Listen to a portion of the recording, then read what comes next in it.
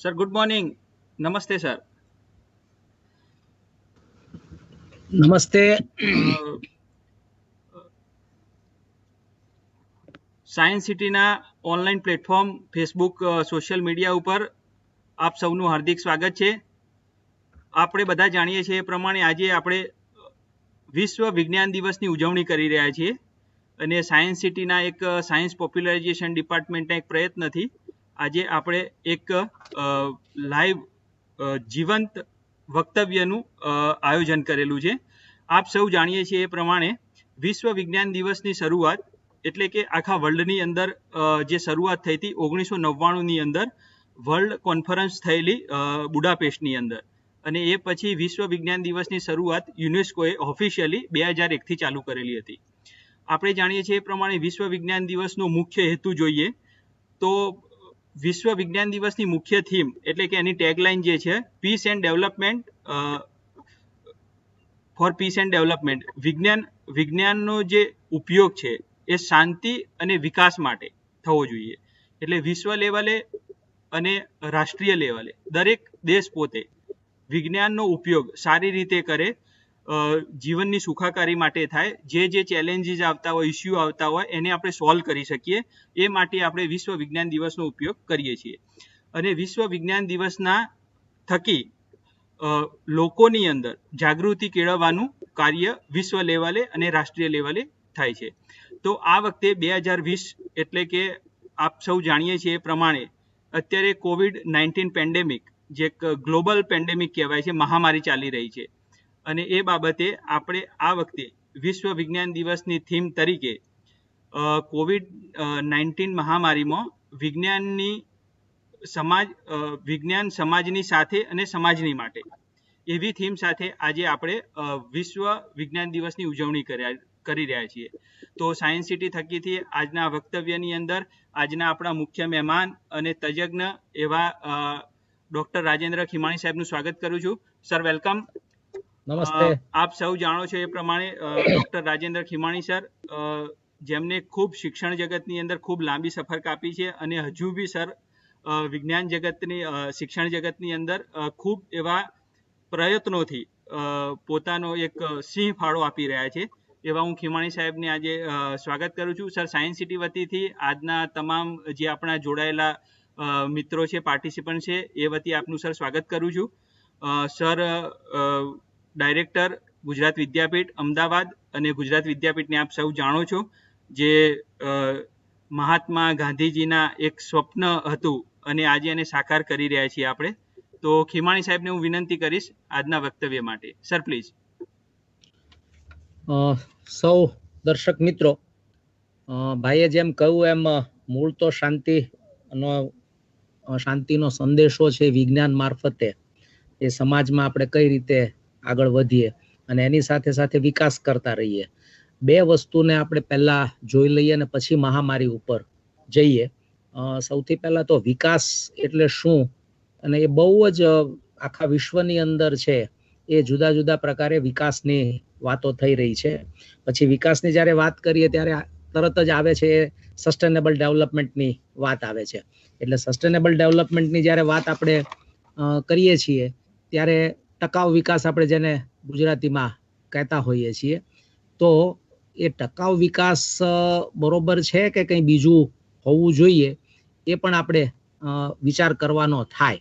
કારણ કે અમે થોડીક એની વ્યાખ્યા જુદી કરીએ છીએ.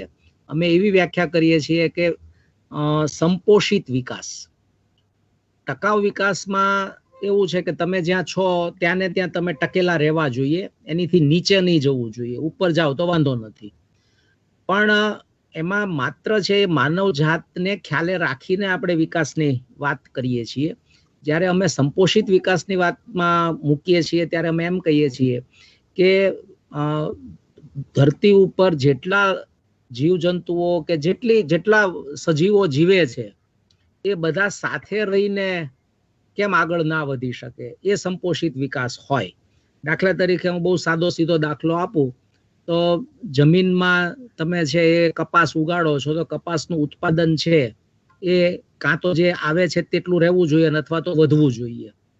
પણ એને કારણે જમીનમાં શું નુકસાન થાય છે કે પર્યાવરણને શું નુકસાન થાય છે કે એ જમીનની સાથે કામ કરનારા મજૂરોને શું નુકસાન થાય છે એની ચિંતા આપણે નથી કરતા. જ્યારે સંપોષિત વિકાસમાં અમે એમ કહીએ છીએ કે આપણે બધાની ચિંતા કરવાની થાય. માત્ર છે આપણે જમીનમાંથી ને કપાસનું ઉત્પાદન લઈ લઈએ અને એ ટકાવી રાખીએ અને ટકાઉ વિકાસ આપણે કહી દઈએ તો તે બરોબર નથી થતું.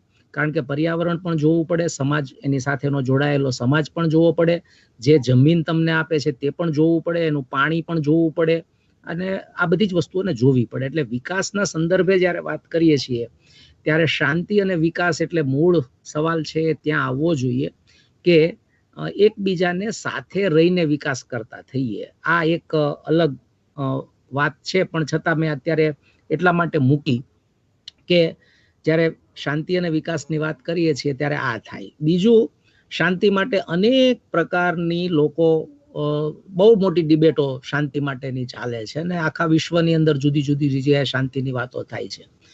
પણ આમ બહુ સીધી સાદી રીતે હું જે સમજ્યો છું તેમાં એ છે કે જો શાંતિ આપણને જોઈતી હોય તો આપણે બધા એક સ્તર ઉપર ઉભેલા હોવા જોઈએ તો શાંતિ રહે.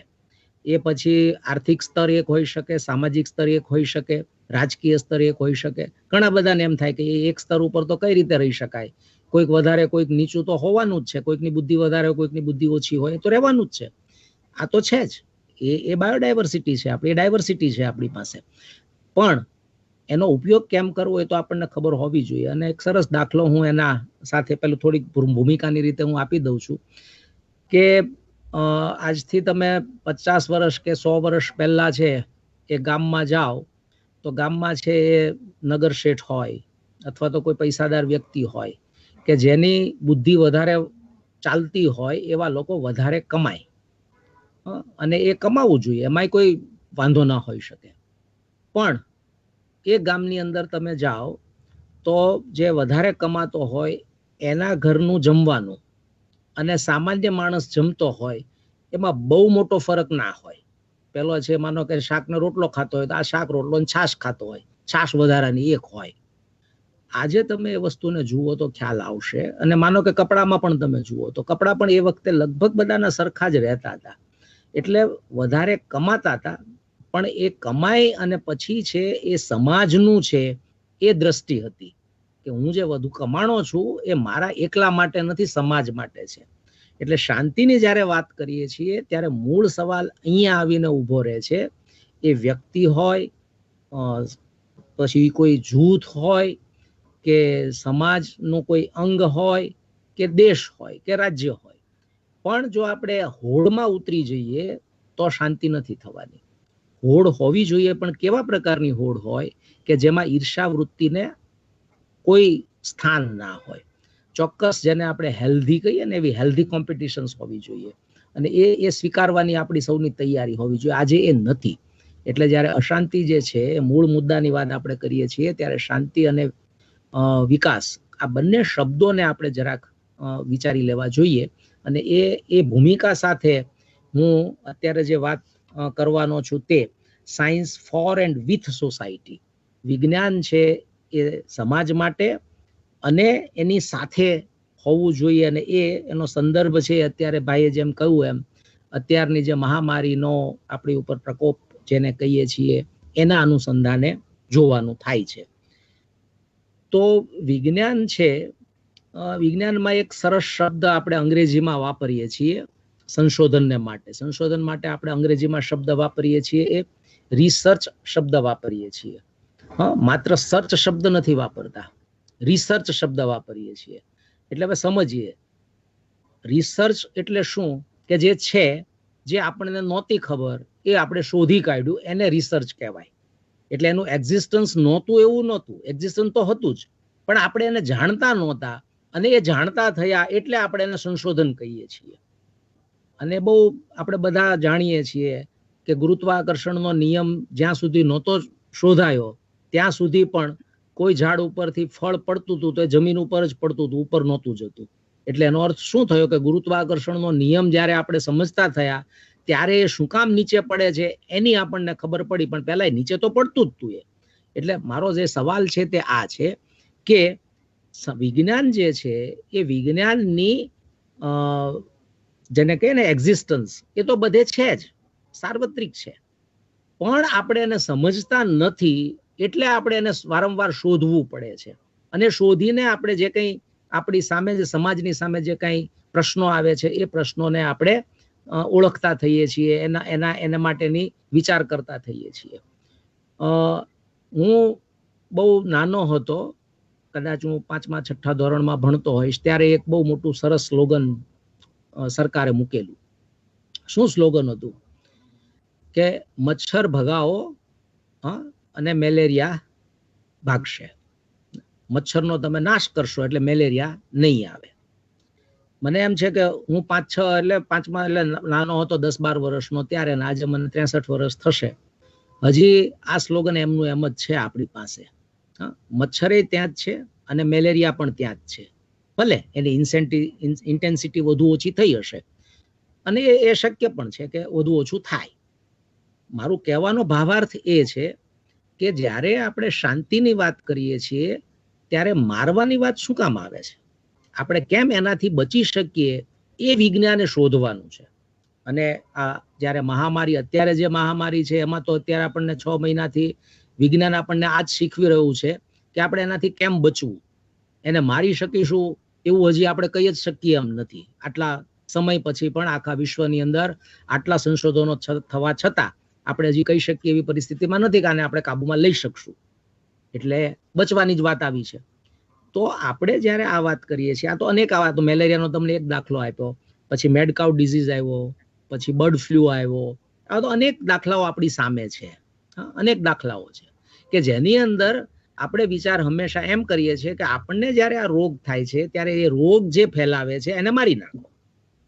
મેડ કાઉ ડિઝીઝ થયો તો કેટલા બધા ગાયોને આપણે સ્લોટિંગ કરી નાખ્યું, બરોબર. એવી જ રીતે જ્યારે બર્ડ ફ્લૂ થયો ત્યારે કેટલા બધા મરઘાનું સ્લોટિંગ કરી નાખ્યું. પણ છતાં એ ડિઝીઝ છે એ ચોક્કસ કાબુમાં આવ્યો, જુદી રીતે કાબુમાં આવ્યો. પણ તમે જો શાંતિ ઈચ્છતા હો તો શાંતિ છે એ હિંસા મારફતે કોઈ દિવસ શાંતિ આવી શકશે નહીં. આ મારું બહુ સ્પષ્ટ માનવાનું છે. શાંતિ જો આપણને જોઈતી હોય તો એ માત્ર ને માત્ર અહિંસક રીતે જ શાંતિને આપણે લાવી શકીશું. એટલે આપણે જે વિચાર કરવાનો મહામારીમાં અત્યારે જે થાય છે તે એ થાય છે કે અહિંસક રીતે આમાં શું થઈ શકે.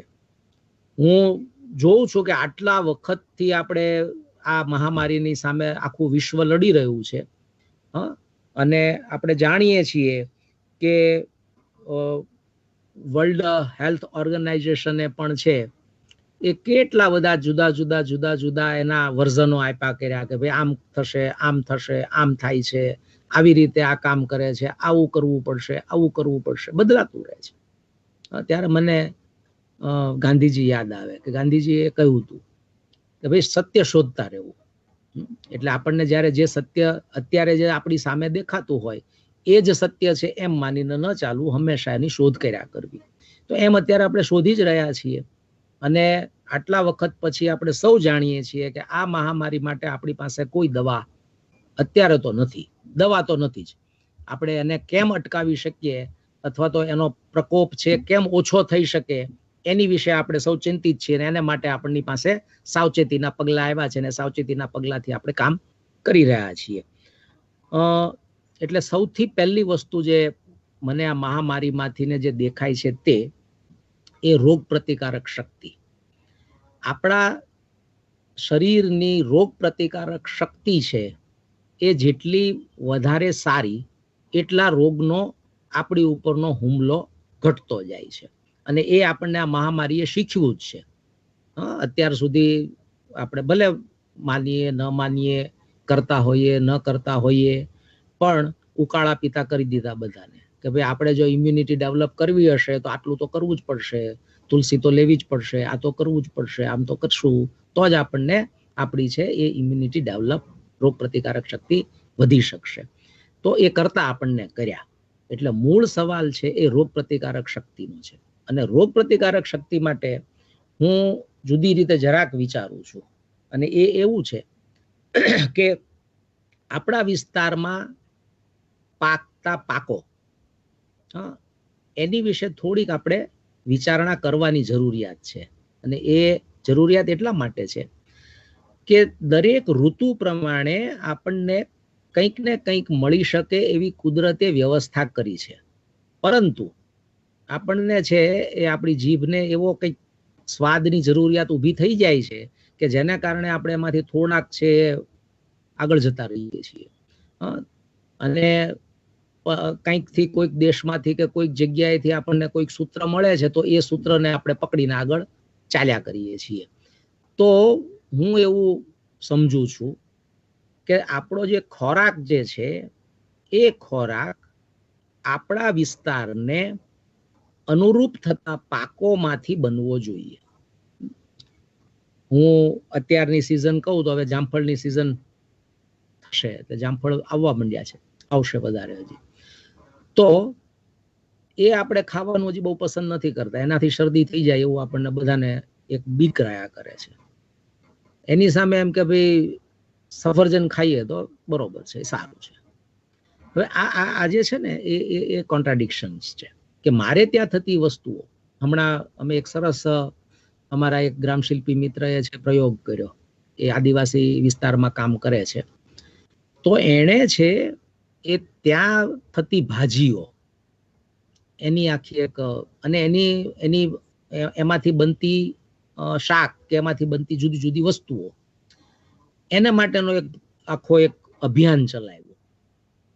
આપણને નવાઈ લાગશે કે એ આદિવાસી ક્ષેત્રની અંદર જે હમણાં જે નવા જે યુવાનો છે ને એમને નથી ખબર, આ આદિવાસીના યુવાનોને પણ નથી ખબર. એ લોકોએ લગભગ છે 70 થી 72 પ્રકારની જુદી જુદી ભાજીઓ છે જંગલમાં થાય છે અને જે ખાઈ શકાય. અને એ ભાજીઓ છે એ અમુક અમુક વખતે અમુક પ્રકારના રોગ, અમુક પ્રકારની તમારી શરીરની પ્રકૃતિ, એને આધારે તમે એ ભાજી ખાઓ તો એ તમારા શરીરને છે એ ઇમ્યુનિટી ડેવલપ કરે છે. હવે આ વસ્તુ છે એ સમજાતી જ નથી આપણને, આ નથી સમજી શકતા. હું એક સરસ દાખલો આની સાથે બીજો પણ હું ઘણી વખત આપતો હોઉં છું, એ ફરી અહીંયા પણ આપું. અમારું એક ગ્રામ સેવા કેન્દ્ર છે બોચાસણમાં, જ્યાં ઉત્તર બુનિયાદી શાળા ચાલે છે. એટલે ઉત્તર બુનિયાદી શાળા એટલે તમને ખ્યાલ હશે કે એમાં ખેતી અને પશુપાલન એ બે વિષયો હોય બીજા વિષયોની સાથે. તો આ ખેતી અને પશુપાલન જે બે વિષય છે એ બે વિષયમાં છે એ લોકો શીખતા હોય. તો અમે આજથી 8 વર્ષ પહેલા અમને વિચાર આવ્યો, કીધું ભાઈ આપણે છે આ વિદ્યાર્થીઓને જ કહીએ કે ભાઈ તમારે જે શાક ખાવું હોય એ શાક તમે પકવી શકો ખરા? તો વિદ્યાર્થીઓ તૈયાર થયા, એટલે કે અમે જમીનનો ટુકડો કાઢી આવ્યો. કીધું ભાઈ આ જમીનનો ટુકડો, આ તમે આયોજન કરો કે તમારે જે શાકભાજી ખાવું હોય એ શાકભાજી તમે વાવો અને ખાઓ આમાંથી. તો આપણે સૌ જાણીએ છીએ કે છાત્રાલયોની અંદર 6 શાકભાજીથી વધારે 7મું શાકભાજી કોઈ દિવસ આખા વર્ષ દરમિયાન તમને મળે નહીં, અને એમાં કોમન છે એ બટેટા તો હોય જ. હવે આ છોકરાઓ છે એ બોચાસણમાં છે ત્યાં અમારે બટેટા નથી પાકતા, એટલે લોકોએ પહેલું વર્ષ બીજું વર્ષ શાકભાજી કરતા ગયા. 2 વર્ષને અંતે એમણે છે એ લગભગ 19 પ્રકારના જુદા જુદા શાકભાજી ઉગાડ્યા અને ખાધા. અને પછી વિદ્યાર્થીઓને વિચાર આવ્યો કે આપણે બટેટા કેમ બહુ ખાઈએ છીએ, આપણે ત્યાં તો બટેટા પાકતા જ નથી, તો આપણે શું કામ આ વધારે ખાવા જોઈએ? તો એ લોકોએ જ શોધી કાઢ્યું કે બટેટાને બદલે આપણે કોળું ઉગાડીએ. કોળું છે લાંબો સમય સુધી ટકે છે, જેમ બટેટાને તમે કોલ્ડ સ્ટોરેજમાં મૂકો છો, આને બદલે તો કોલ્ડ સ્ટોરેજ ના જોઈએ, એમને કોળું મૂકી રાખો તો પણ 8-9 મહિના સુધી તો એને કશું જ ના થાય. તો બટેટાની જગ્યાએ લોકોએ કોળાનું વાપરવાનું શરૂ કર્યું. તો બધાની અંદર કોળામાં જેમ બટેટા નાખતા તેમ અમુક શાકોની અંદર કોળું નાખવા માંડ્યા. તો હું આજે એટલા માટે કહી રહ્યો છું કે આ વિજ્ઞાન છે. તમને જે ત્યાં જે તમારી સામે પડેલી વસ્તુઓ દેખાય છે તે વિજ્ઞાન છે. આપણે એમ માનીએ છીએ કે વિજ્ઞાન છે ચોપડીઓમાં હોય અને ચોપડી જે આપણને શીખવે છે તે વિજ્ઞાન છે. હું એ વિજ્ઞાનનો અનાદર નથી કરતો, એ પણ વિજ્ઞાન છે, પણ આ વિજ્ઞાન છે એનો આપણે સ્વીકાર કરતા થઈએ. અત્યારે આપણે આનો સ્વીકાર નથી કરી શકતા, આ વિજ્ઞાનનો સ્વીકાર આપણે નથી કરી શકતા. તો આ પણ એક વિજ્ઞાન છે અને એનો સ્વીકાર આપણે કરવો જ રહ્યો અને એ કરવો પડે. તો આ હું એટલા માટે આ બધું આપને કહી રહ્યો છું કે આપણામાં રોગ પ્રતિકારક શક્તિ વધારવા માટે આપણા વિસ્તારમાં પાકતા પાકો ઋતુ પ્રમાણેના એ ખાવા માટેની આપણી તૈયારીઓ તૈયાર કરવી પડે અને એ તૈયારી સાથે આપણે આગળ વધવું પડે, તો આપણને રોગ પ્રતિકારક શક્તિ છે એ ધીમે ધીમે આપણામાં આવતી જાય. પછી આગળની વાતમાં આપણે જરાક જોઈએ તો મારી રહેણી કહેણી, એને મોટા અર્થમાં કહીએ તો મારી જીવનશૈલી. મારી જીવનશૈલી છે એ બહુ અગત્યની છે.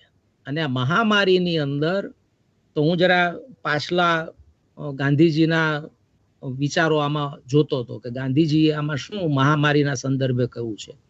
કારણ કે ગાંધીજીએ છે એ એના જીવનકાળ દરમિયાન 3 મહામારીમાંથી પસાર થયા અને પોતે પણ ક્વોરન્ટાઇન થયેલા, કરેલા, દક્ષિણ આફ્રિકામાં ક્વોરન્ટાઇન કરેલા એમને. 21 દિવસ સુધી બંદર ઉપર જ રાખ્યા હતા અને પછી એમને બહાર નીકળવાનું થયું. તો આ જ્યારે મહામારીની વાત આવે છે ત્યારે ગાંધીજીએ છે બહુ સરસ એક પ્રયોગ કર્યો હતો, ઘણા બધાને એનો ખ્યાલ નહીં હોય. એ જ્યારે દક્ષિણ આફ્રિકામાં હતા ત્યારે છે એ પ્લેગ થયો, અને એ પ્લેગ થયો એમાંથી છે એમણે જોયું કે આમાંથી ને શું આપણે કરી શકીએ. તો એમણે એક હોસ્પિટલ નાની એવી શરૂ કરી સરકારને સાથે રાખીને. અને એ સરકારને સાથે રાખીને જ્યારે એણે હોસ્પિટલ શરૂ કરી તો એમાં એક નર્સ બેન પણ આવ્યા. અને એ જે તે વખતે આનો માત્ર એક જ ઉપાય હતો કે તમને છે થોડો થોડો દારૂ આપે અને એ દારૂથી ને તમે સારા થઈ જાઓ તો થઈ જાઓ. અને ગાંધીજી લખે છે કે એમની પાસે કંઈ 20 દર્દીઓ આવ્યા અને એની સારવાર એ કરતા થયા. એ 20 દર્દીઓની 3 મિત્રો હતા, એ સારવાર કરતા હતા. આમાં તો બહુ અઘરું હોય છે સારવાર કરવાનું, કારણ કે એટલો બધો ચેપી હોય છે કે સારવાર પણ મુશ્કેલી કરે. તો એમણે પોતાની જીવનચર્યા છે એ એણે બદલી.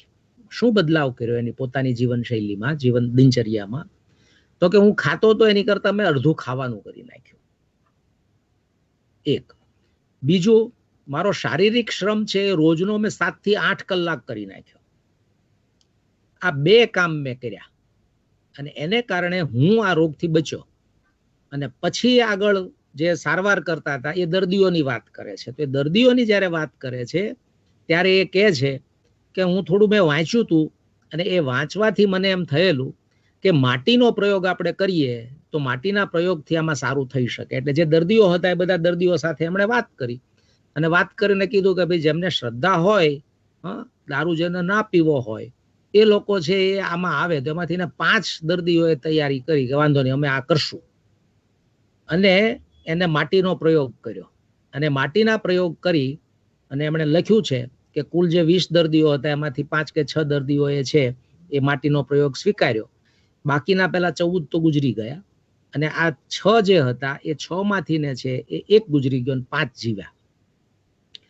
હવે એ માટીનો પ્રયોગ, અને ત્યારે એમણે લખ્યું છે કે મને કોઈ એમ પૂછે કે આની પાછળનું કારણ શું, તો હું એ કહી શકું તેમ નથી. ચોક્કસ જ એનું કારણ શોધવું પડે અને એ વિજ્ઞાનનું કામ છે કે આપણે એનું કારણ શોધી કાઢીએ. પણ જે વાસ્તવિકતા જે છે તે એ છે કે માટીએ આ લોકોને બચાવ્યા છે તે હકીકત છે અને એ મારી સામે છે એટલે હું એને માનું છું. હું મારા લોજિકલ જ્ઞાનથી અને હું પેલું નથી કરી શકતો, સમજાવી નથી શકતો કે આ શું કામ થયું, પણ આ પરિણામ જે છે એ મને સમજાવે છે કે આ થઈ શકે એવું છે. તો હું જ્યારે વિજ્ઞાનની વાત કરું છું ત્યારે આ વિજ્ઞાનની વાત કરું છું કે આપણને માત્ર પુસ્તકમાં કે સંશોધનને આધારે નક્કી થયેલું વિજ્ઞાન છે એ જ વિજ્ઞાન છે, એ જે આપણે માનતા થયા છીએ એમાંથી ને કંઈક જુદું વિજ્ઞાનની દ્રષ્ટિએ આપણને જોવું જોઈએ અને જોવું પડે. એટલે મારી રહેણી કહેણી જે છે એ સાદગીપૂર્ણ થવી જોઈએ. અને આપણે સૌ જાણીએ છીએ કે ગાંધીજીને એક કામ માટે છે આપણે બધા બહુ ગાળો દઈએ છીએ. ગાંધીજી એવું કહેલું કે આ દેશને રેલવેની જરૂર નથી. હવે આજે આપણને એમ લાગે કે એ વખતે એમણે આ કહેલું, હિન્દ સ્વરાજમાં લખેલું કે ભાઈ રેલવે છે એ જરૂર નથી, ને એના 2 કારણ છે. એક કારણ તો એ કે આજે ઇંગ્લેન્ડના લોકો જે છે બ્રિટિશરો, એ બ્રિટિશરોને રેલવે નાખી હતી એટલા માટે કે અહીંથી જે પાકે છે બધું પાકેલું એના દેશમાં લઈ જઈ શકે, બહુ સરળતાથી વાહન એટલે એનો વહન કરી શકે, એટલા માટે રેલવે હતી. તો આ રેલવે જો બંધ થઈ જાય તો અહીંયા પાકેલી વસ્તુ એ બહાર લઈ જઈ નહીં શકે. એટલે કે જ્યાં પાકેલી વસ્તુ છે ત્યાં જ એ વસ્તુનો ઉપયોગ થશે. આ પહેલું લોજિક હતું. બીજું એમની વાત જે હતી તે એ હતી કે આ રેલવે છે એ રોગકારક જીવાણુઓનો બહુ ઝડપથી પ્રસાર કરે છે અને ખૂબ ઝડપથી એ વિકસી જાય છે. એટલે જુદી જુદી જગ્યાએ રોગ ખૂબ થવા માંડે છે. તો આને અટકાવવો હોય તો પણ રેલવે નહીં હોવી જોઈએ. આ બે કારણ આપ્યા હતા. આ મહામારીમાં આપણે સૌએ અનુભવ આ બંનેનો કર્યો. આપણે જાણીએ છીએ કે આ રોગ આપણા દેશમાં તો નહોતો, ઘણા બધા દેશોમાં નહોતો. એક દેશમાંથી ઉત્પન્ન થયો અને પછી આખા વિશ્વમાં ફેલાણો અને બહુ ટૂંકા સમયમાં ફેલાણો. શું કામ ટૂંકા સમયમાં ફેલાણો? તો કે જે વિમાન મારફતે જે પ્રવાસીઓએ પ્રવાસ કર્યો એના મારફતે છે એ આખા વિશ્વમાં ફેલાયો. હું એમ નથી કહેતો કે વિમાન ના હોત તો આ રોગ ન ફેલાત, પણ ફેલાતા સમય લાગત. પહેલા બી બધા મહામારીઓ જેટલી આવી છે બધામાં ફેલાયું જ છે, પણ એ ફેલાતા સમય લાગતો તો જ્યારે આમાં બહુ ઝડપથી છે આખા વિશ્વમાં ફેલાઈ ગયો અને આપણને બધાને જ્યાં ખબર પડે ત્યાં તો આખું વિશ્વ એના સકંજામાં આવી ગયું.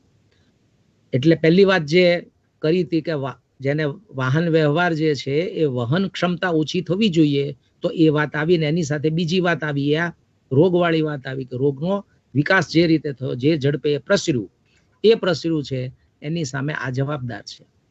તો વિજ્ઞાને છે એ આપણને શું શીખ્યું? તો હું એવું સમજુ છું કે વિજ્ઞાન આપણને શીખવે છે કે તમારી જે જીવનશૈલી છે એ જીવનશૈલી સાદગીપૂર્ણ રાખો.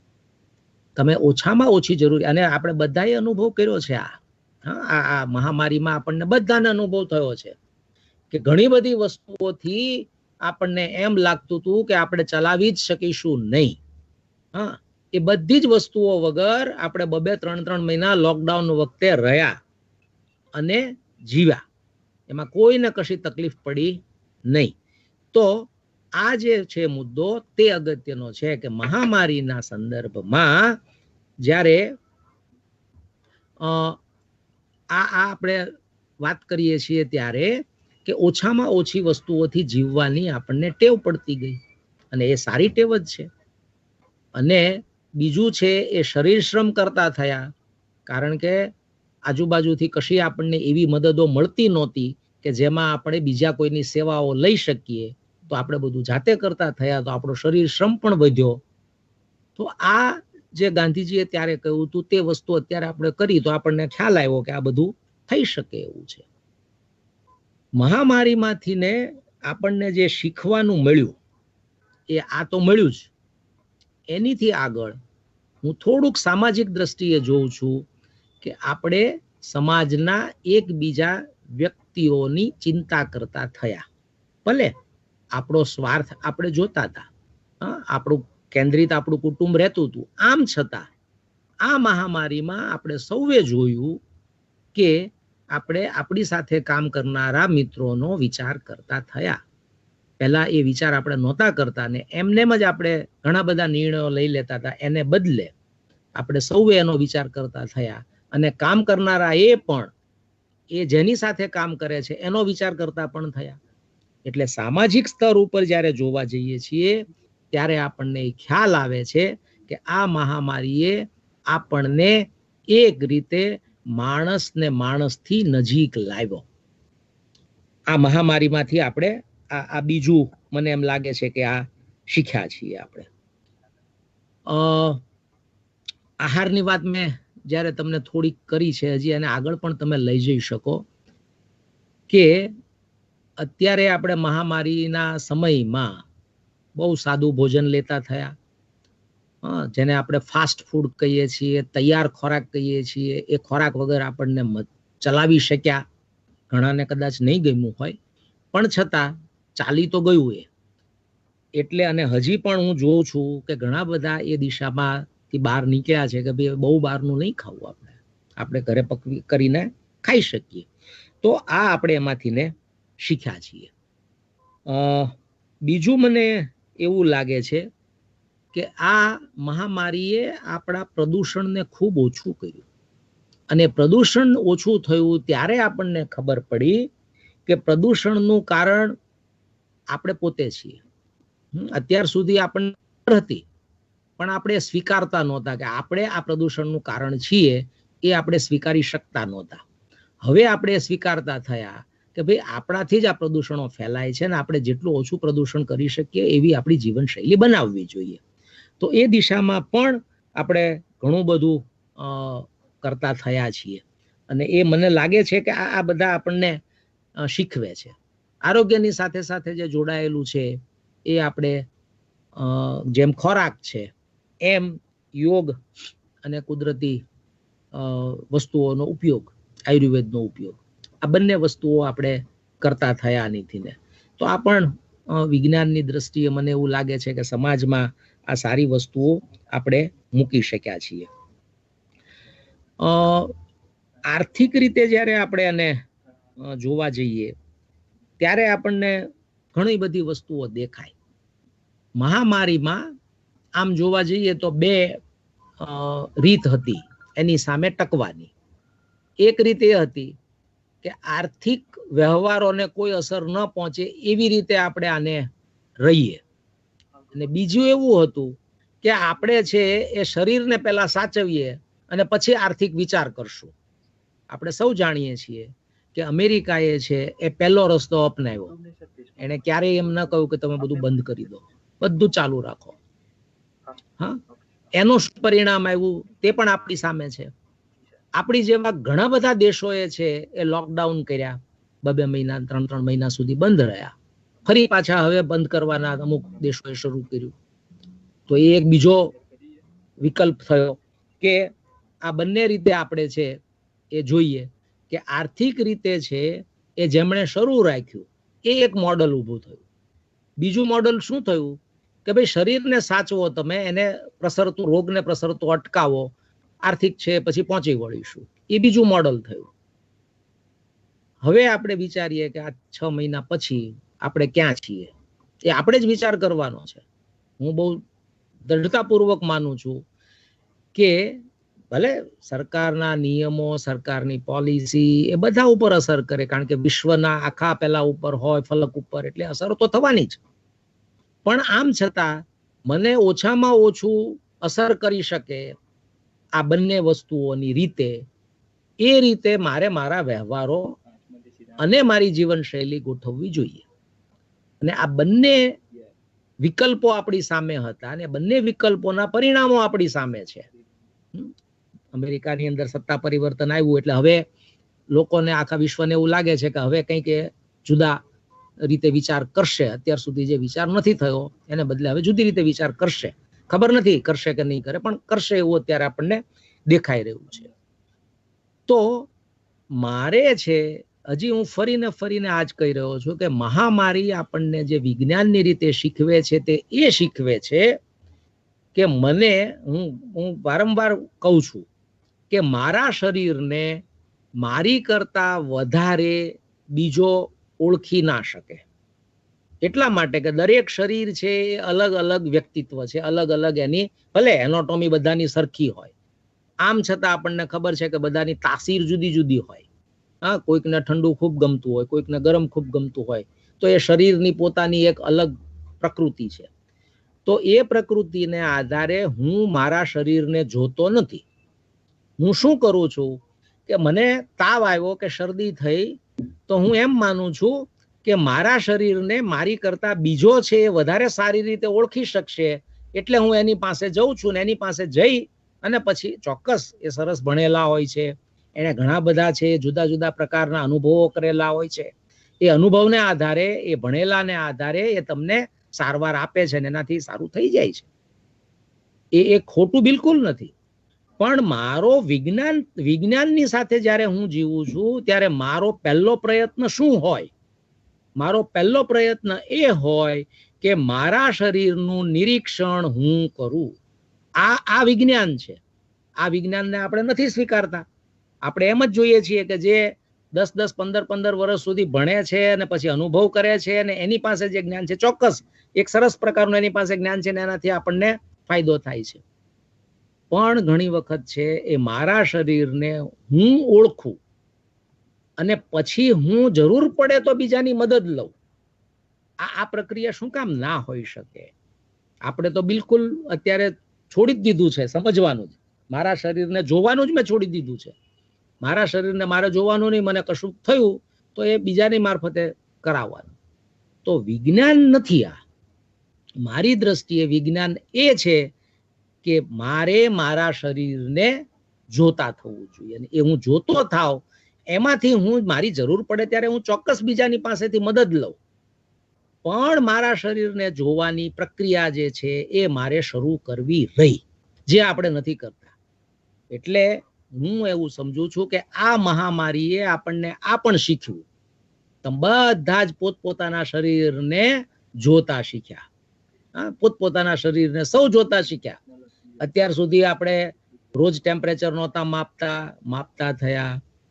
ઓક્સિજન લેવલ શરીરમાં લોહીમાં કેટલું છે એ માપતા થયા.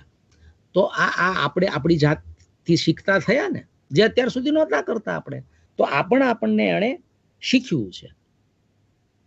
અને એ શીખતા શીખતા હું કઈ રીતે શ્વાસરહી રહી શકું એને માટે હું મારી જાતથી નિર્ણય કરતો થયો. મારા માટે વધારે અગત્યનું આ છે, વ્યક્તિ પોતે પોતાના માટે નિર્ણય કરતો થાય એ સૌથી સારી અને સ્વસ્થ પ્રક્રિયા છે. અને એ પ્રક્રિયા આપણને આ મહામારીએ શીખવી કે ભાઈ તમે તમારી જાતે નિર્ણય કરો અને સ્વસ્થતાપૂર્વક જીવતા થાવ. એ પ્રક્રિયા મજબૂત થઈ. એટલે બીજી રીતે જોવા જઈએ તો આ મહામારીએ આપણને સ્વતંત્ર કર્યા, સ્વતંત્ર રીતે વિચાર કરતા કર્યા. એટલે એ પણ એક અગત્યનું પાસું છે, એ આપણને દેખાય છે. બીજી જ્યારે આગળની વાત આપણે કરીએ હવે વિજ્ઞાનની રીતે, તો આપણે સૌ જાણીએ છીએ કે આટલા વર્ષો એટલે આટલો સમય ગયો, આટલા મહિના ગયા, છતાં આપણે હજી આ રોગને વેક્સિનેશન જેને કહીએ છીએ તે હજી શોધી શક્યા નથી. અને એના કારણમાં ક્યાંક ને ક્યાંક હું જે સમજુ છું તે કદાચ હું ખોટું સમજતો હોઉં તો મને માફ કરે, પણ જે કંઈ ઉદ્યોગ ગૃહોએ, કારણ કે મોટે ભાગે છે એ ઉદ્યોગ ગૃહો મારફતે જ આનું સંશોધન મોટા પાયા ઉપર આખા વિશ્વમાં થઈ રહ્યું છે. અને એ ઉદ્યોગ ગૃહો છે એ આમાંથી ને વેપાર શોધવાના છે અથવા તો શોધી રહ્યા છે. એટલે હું જે કઈ નાનું મોટું સંશોધન કરીને કશું પ્રાપ્ત કરું છું તો એ પ્રાપ્ત કરેલી વસ્તુને હું બીજાની સાથે શેર નથી કરતો, બીજાને હું આપતો નથી. એટલે એના કારણે અત્યાર સુધીમાં આપણને આની કોઈ એવી વસ્તુ મળી નથી કે જે આને આપણે વેક્સિનેશન કહીએ છીએ તે નથી મળી શક્યું. અત્યારે બધાએ દાવાઓ કર્યા પણ નથી થઈ શકું. ઘણા બધા દેશોએ કીધું, ઘણા બધાએ કર્યું, પણ હજી મળી શક્યું નથી. એટલે જો આ મહામારીમાંથી ને જે આપણને શીખવાનું થાય છે હવે તે આ છે. પહેલા છે એ વિજ્ઞાન છે એ બધાને માટે પ્રાપ્ય હતું, કારણ કે એ વિજ્ઞાનની રીતે જોવાતું હતું, એમાંથી ને આપણે ધંધો નહોતા જોતા. હવે વિજ્ઞાનને આપણે એટલું બદલી કાઢ્યું છે કે જેને કારણે એમાંથી ને આપણે ધંધો શોધતા થઈએ છીએ. તો આ ધંધો શોધવાની વાત આવી, બિઝનેસ જ્યારે ઊભો કરવાની વાત આવે છે ત્યારે આપણે એક પ્લેટફોર્મ ઉપર જે કંઈ આપણને જ્ઞાન મળ્યું છે એ જ્ઞાનને શેર નથી કરતા, ને શેર નથી કરતા એને કારણે છે એ હજી સુધી આપણે આમાં આગળ વધી શક્યા નથી. કેટલા વખતથી આપણે આ છેલ્લા કેટલા દિવસોથી મહિનાઓથી આપણે સાંભળ્યા કરીએ છીએ, પણ નથી જ મળી શકતું, વેક્સિનેશન નથી જ ઊભું કરી શકતા. તો મારી દ્રષ્ટિએ વિજ્ઞાને છે એ આ કરવું પડે. જો સોસાયટીને માટે, સમાજને માટે વિજ્ઞાન હોય, સમાજ સાથે વિજ્ઞાન હોય, સમાજ માટે અને સમાજની સાથે વિજ્ઞાન હોય, તો આપણી જવાબદારી આ બને છે કે આ વસ્તુઓ ઝડપથી છે એ બાકીના લોકો પાસે પહોંચે, જેથી કરીને જેને આપણે કહીએ ને કે ટીમ વર્કથી ને આખું કામ ઊભું થાય, એ ટીમ વર્કથી કામ આપણે ઊભું કરી શક્યા નથી. એ આપણા સૌને માટે આ મહામારીમાંથી ને શીખવાનું છે કે ટીમ વર્કથી કામ ઊભું કરવું જોઈએ, અને તો જ આપણે આગળ વધી શકીશું.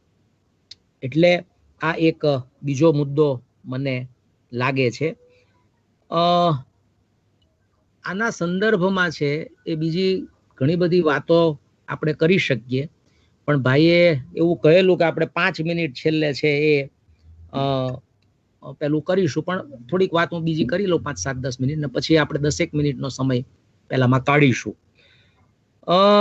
અત્યારે આપણે જોઈએ છીએ કે ટેકનોલોજીનો જે ઉપયોગ, ખાસ કરીને સંચાર માધ્યમોનો, એ સંચાર માધ્યમોનો ઉપયોગ આપણને છે એ ખૂબ ઝડપથી આ મહામારીમાંથી આપણે આવ્યું. આજે વેબિનાર ગોઠવ્યો એ આજથી ને કદાચ 1 વર્ષ પહેલા આવું કરવું હોય તો આપણે બહુ બધા વિચાર કરતા હતા ને નહોતું થઈ શકતું, જે આજે બિલકુલ શક્ય બની ગયું છે. ને અનેક પ્રકારના આવા માધ્યમો મારફતે છે હવે આ વસ્તુઓને સમાજમાં મુકાતી થાય છે.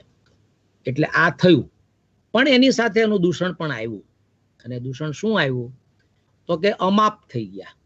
કારણ કે એક જાત જાતનું છે એ તમને સંચાર માધ્યમોમાંથી મળે, આ પ્રસાર માધ્યમોમાંથી મળે, એટલે એટલું બધું તમારા મગજની અંદર છે એ આવતું ગયું.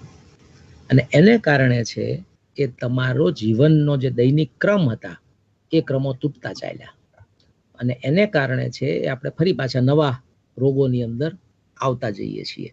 એટલે મારી દ્રષ્ટિએ છે એ આ એક, જેને આપણે કહીએ કે આ એક સારી વસ્તુ પણ થઈ, પણ એ અમાપ થયું, ને અમાપ થયું એટલે આપણને ખબર નથી પડતી કે શું આમાંથી ને છેવટે નીકળશે. બીજું, નવા નવા ધંધાઓ વિકસ્યા, નવા નવા બિઝનેસ ઊભા થયા, અને એ આપણે જાણીએ છીએ કે એ એવા બિઝનેસ ઊભા થયા કે જેને કારણે આપણે જેમ ઘરમાં શરીર શ્રમ થોડો વખત કર્યું, પણ હવે જે બીજો શરીર શ્રમ બીજો થોડો ઘણો કરતા હતા એ બધો બંધ થઈ ગયો. તો આ પણ એક અગત્યનું પાસું છે કે આપણે આવા શરીર શ્રમો પણ ઘટતા ગયા છે. એટલે વિજ્ઞાનની સાથે જ્યારે મહામારીને જોવાની થાય છે ત્યારે આ વસ્તુ પણ આપણે જોવી પડે.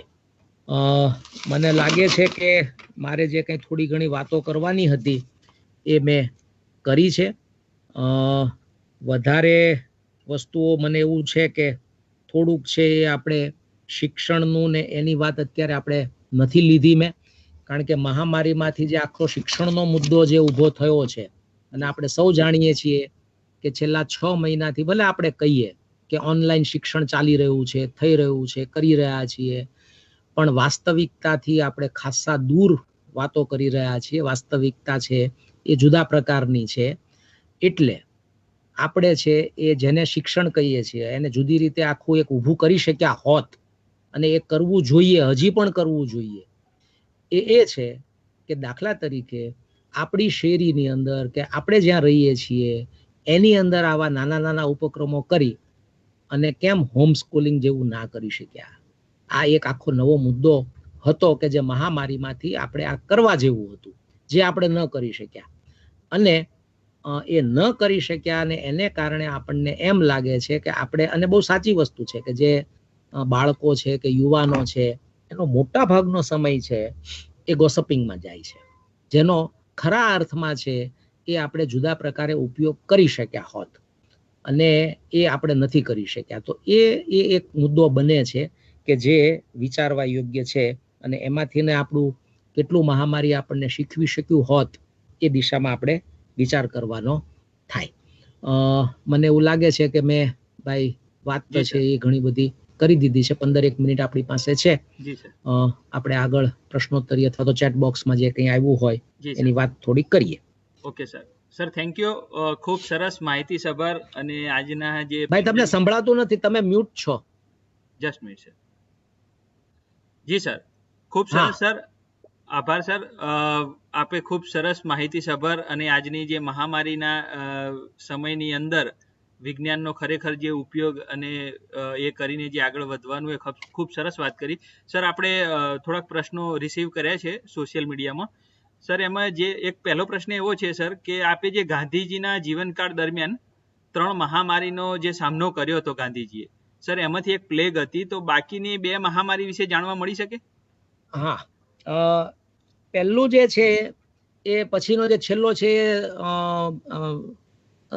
સ્વાઇન ફ્લૂ નહીં પણ બ્રિટિશ ફ્લૂ કે એવું કંઈક એનું હતું, અને એના કારણે છે એમણે છેલ્લે જે થયું એના કારણે એમને એના એક પૌત્ર અને પુત્રવધુ બેને એમણે ગુમાવ્યા હતા એ રોગને કારણે. જી સર. એટલે એ સ્પેનિશ ફ્લૂ કહેતા એને.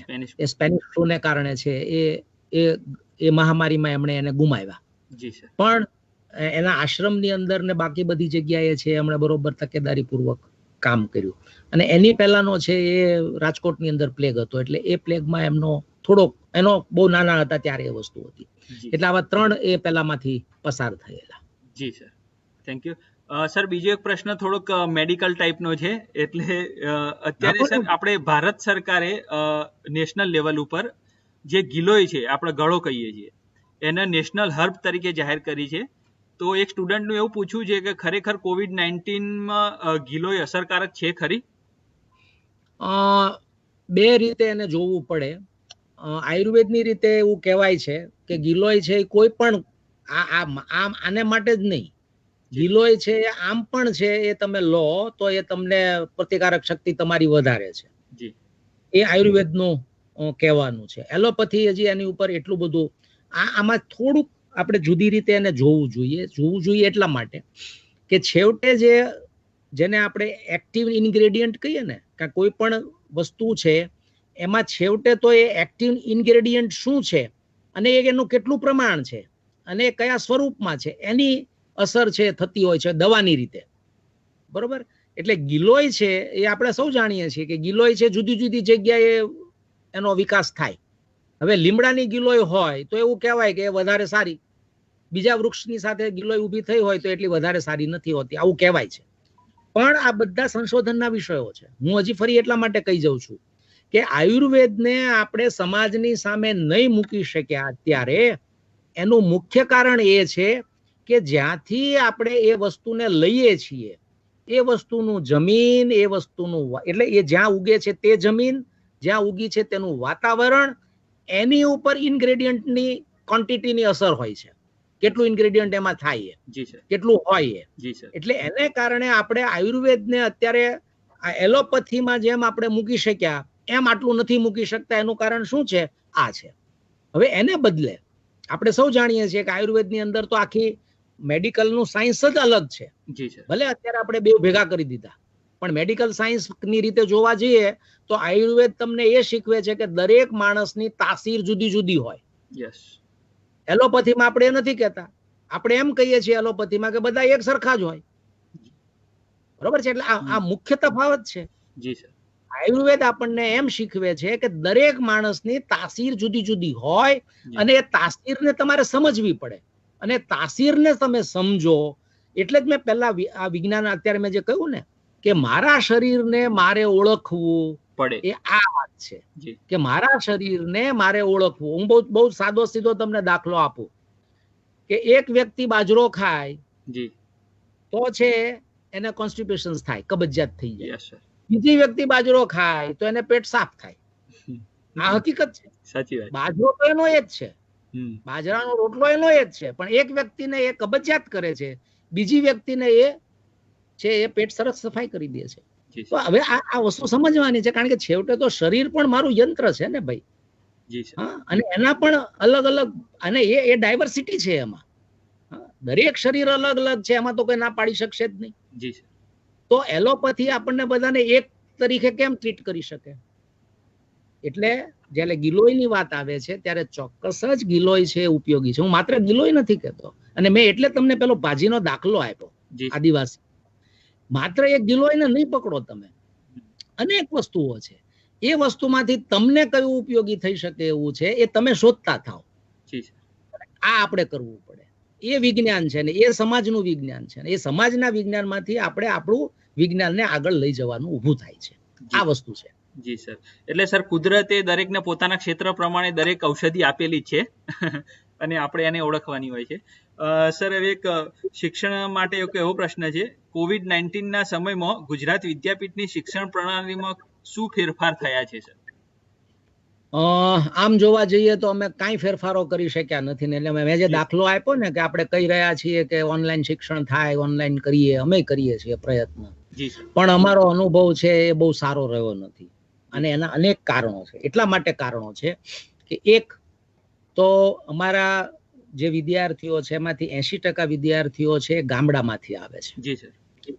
અને ગામડાની અંદર ભલે આજે આપણે અહીંયા અમદાવાદમાં બેઠા છીએ એટલે આપણને આ બધી કનેક્ટિવિટીના ને એના બહુ પ્રશ્નો નથી દેખાતા, પણ ગામડામાં આપણે જઈએ ત્યારે આપણને ખબર છે કે કનેક્ટિવિટી છે એ અમુક જગ્યાએ જ તમને મળતી હોય છે અને અમુક જગ્યાએ જ તમારે જઈને કરવું પડે છે. એક. બીજું, આનો ખર્ચ ભલે આપણને લાગે પણ એનો જે ખર્ચ છે એ ખર્ચ પણ પોસાઈ શકે એવો ઘણા બધાને નથી. આ બીજો મુદ્દો છે. અને ત્રીજો મુદ્દો એ છે કે ગામડાની અંદર છે એ જ્યારે આ પ્રકારના શિક્ષણની આપણે વાત કરીએ છીએ ત્યારે એને માટેની નથી તો શિક્ષકની તૈયારી અને નથી તો વિદ્યાર્થીની તૈયારી. કારણ કે આ શિક્ષણનું આખું માધ્યમ બદલાય છે. પહેલા તમે સામે બેઠેલાને તમે શિક્ષિત કરવાનું કામ જે કરો છો તે, અને આ વર્ચ્યુઅલ પહેલાથી પ્લેટફોર્મથી તમે જ્યારે શિક્ષણ આપવાનું કામ કરો છો તે, તો એ બંનેની રીત જુદી જુદી છે. આપણે કર્યું છે શું કે ભણાવવાની મારી રીત તો પહેલી જ રાખી જૂની, અને પછી હું આ નવી પહેલામાં ફિટ થવા પ્રયત્ન કરું તો એવું નથી થઈ શકતો. એટલે ગુજરાત વિદ્યાપીઠની દ્રષ્ટિએ હું એવું કહું કે અમે લોકો બહુ સફળ આ પહેલામાં નથી થયા, અને હું એનીથી થોડુંક જુદું કહું છું. અમે થોડાક પ્રયત્ન જુદી રીતે કર્યા. શિક્ષણ એ માત્ર પુસ્તકમાંથી અપાતું શિક્ષણ એ જ શિક્ષણ નથી. આની સિવાયનું પણ ઘણું બધું શિક્ષણ છે. હું કહું તમને, બહુ સાદો દાખલો આપું કે આપણે બધાએ હમણાં ગાંધીજીની 2 ઓક્ટોબર જન્મ જયંતિની ઉજવણી કરી 151મી, બરોબર ને? તો એ ઉજવણી કરી તો અમે એક જુદા પ્રકારે ઉજવણી કરી. કઈ રીતે ઉજવણી કરી? તો અમે વિદ્યાર્થીઓને છે 1 અઠવાડિયાનું કામ સોંપ્યું. શું કામ સોંપ્યું? તો કે તમે તમારા, અમે એને આખું એક ક્વેશ્ચનર્સ ફોર્મ બનાવ્યા, પછી થોડા ઓબ્ઝર્વેશન્સ કઈ રીતે કરવા તે કહ્યું. પણ ગામડું છે એ ખોરાકની રીતે સ્વાવલંબી છે કે નહીં, આ અમે શિક્ષણનું માધ્યમ બનાવ્યું. વિદ્યાર્થીને અમે વિચારતો કર્યો કે તમે જે ગામમાં રહો છો તે ગામ ખોરાકની રીતે છે એ સ્વાવલંબી છે, અને એને માટેની આખી અમે એક તૈયાર કરી ક્વેશ્ચનર્સ. એટલે હું એવું સમજુ છું કે કદાચ અમારો કોઈ ભાષાનો ગુજરાતીના વિદ્યાર્થીને છે એ કદાચ કોઈક સારી રચના છે અમે ન શીખવી શક્યા, પણ એને પોતાના ગામડાની પરિસ્થિતિ અમે શીખવી શક્યા. એ મોટું શિક્ષણ છે. પેલી રચના કદાચ પછી શીખી શકાશે. આ અમે જે શીખવી શક્યા એ વધારે અગત્યનું છે. ખૂબ સરસ. એટલે જે ગાંધીજી કહેતા ને કે તમે ધરતી ઉપર રહો, તો આ ધરતી ઉપર છે કે હું ગામડાના વિકાસની વાત કરું છું, પણ મારું ગામડું છે એ ખરેખર ખોરાકની રીતે સ્વાવલંબી છે? આ પ્રશ્ન મને થવો જોઈએ, અને એ પ્રશ્ન મને થાય તો હું આગળની દિશામાં મારા ગામને કેમ સ્વાવલંબી બનાવવું એના પ્રયત્ન કરું. તો આ શિક્ષણ અમે છેલ્લા આમાં કર્યું અમે, અને હું સમજુ છું કે આ ગુજરાત વિદ્યાપીઠનું કામ છે. બીજા યુનિવર્સિટીઓ આવું ન વિચારી શકે, અમે આવું વિચારીએ કે વિદ્યાર્થીને ધરતી ઉપર ઉભો કરતો કરીએ. અમે કર્યું, અને એ શિક્ષણ અમે કર્યું એમનું. સાચી વાત છે સર, ખૂબ સરસ પ્રયત્ન હતો સર. આમ તો આત્મનિર્ભર થવાની એક તક હતી. ખૂબ સરસ સર. તો આજે આ પ્રશ્નોત્તરી આપણે અહીંયા પૂરી કરીએ છીએ સર, અને આજનું આ સેશન છે ખૂબ સરસ રહ્યું સર. સાયન્સ સિટી વતીથી આપના તમામ જે સોશિયલ મીડિયાના ફ્રેન્ડ્સ છે આજે જે લોકો એટેન્ડ કરી રહ્યા છે આપણી જોડે, એ તમામ વતીથી અને સાયન્સ સિટી વતીથી સર આપનો ખૂબ ખૂબ આભાર માનું છું સર. ખૂબ માહિતીસભર હતું, અને આજના જે આપના જે વક્તવ્યના જે બી સલાહ સૂચનો હતા એ પેન્ડેમિકમાં ખૂબ કામ લાગે એવા હતા સર. એક ગાંધીજીની જીવનશૈલી સાથે જીવવું એ બી એક ખૂબ અસરકારક છે આ જીવનશૈલીની અંદર સર. તો સાયન્સ સિટી તરફથી આપનો ખૂબ ખૂબ આપને કિંમતી સમય આપ્યો સર, એ બદલ આપનો ખૂબ ખૂબ આભાર સર. ધન્યવાદ. તમામ પાર્ટિસિપન્ટ્સનો પણ સાયન્સ સિટી વતીથી આભાર માનું છું. Thank you all. નમસ્તે સર. આભાર, બધાનો આભાર. Thank you sir.